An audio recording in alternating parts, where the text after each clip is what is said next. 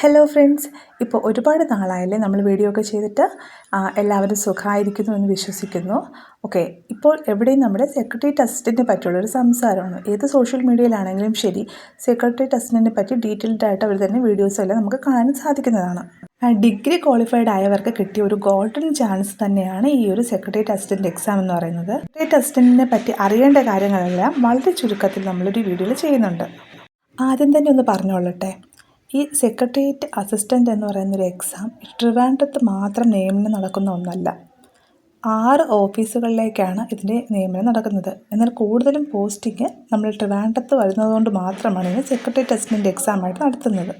ഈ ഒരു പോസ്റ്റിലേക്ക് വരുന്ന സാലറി എന്ന് പറയുന്നത് 39,300 മുതൽ 83 വരെയാണ് കിട്ടുന്നത്.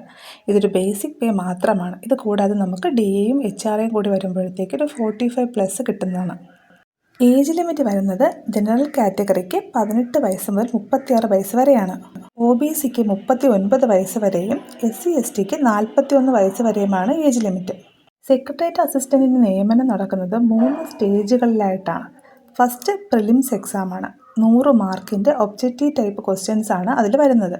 പ്രിലിംസ് പാസ്സാകുന്നവർക്ക് മാത്രമാണ് സെക്കൻഡ് സ്റ്റേജിലേക്ക് പോകാൻ സാധിക്കുന്നത്. സെക്കൻഡ് സ്റ്റേജ് എന്ന് പറയുന്നത് മെയിൻ എക്സാമാണ്. ആ മെയിൻ എക്സാമിൽ തന്നെ പേപ്പർ 1, പേപ്പർ 2 എന്നിങ്ങനെയാണ് നടത്തുന്നത്. 200 മാർക്കിനാണ് മെയിൻസ് എക്സാം നടക്കുന്നത്. മെയിൻസ് എക്സാം പാസ്സാകുന്നവരാണ് തേർഡ് സ്റ്റേജ് ഇൻ്റർവ്യൂവിലേക്ക് പോകുന്നത്. ഇൻ്റർവ്യൂ 20 മാർക്കിനാണ് നടത്തുന്നത്. സെക്രട്ടേറിയറ്റ് അസിസ്റ്റൻ്റ് എക്സാം എഴുതാൻ പോകുന്ന എല്ലാവരും ഈ ഒരു ബേസിക് ആയിട്ടുള്ള കാര്യങ്ങൾ അറിഞ്ഞിരിക്കണം. അതുപോലെ തന്നെ കഴിഞ്ഞ സെക്രട്ടേറിയറ്റ് അസിസ്റ്റൻറ്റിൻ്റെ കട്ട് ഓഫ് മാർക്ക് എന്ന് പറയുന്നത് പ്രിലിംസിന് 45.56ഉം മെയിൻസ് എക്സാം വരുമ്പോൾ 43.67 മാർക്സാണ് ഉണ്ടായിരുന്നത്.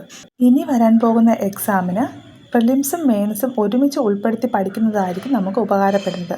2023ലെയും 2024ലെയും previous year question papers maximum workout ചെയ്യുക. അപ്പോൾ തന്നെ നമുക്ക് ആ ഒരു എക്സാം പാറ്റേൺ എങ്ങനെയാണെന്ന് മനസ്സിലാക്കാൻ സാധിക്കും.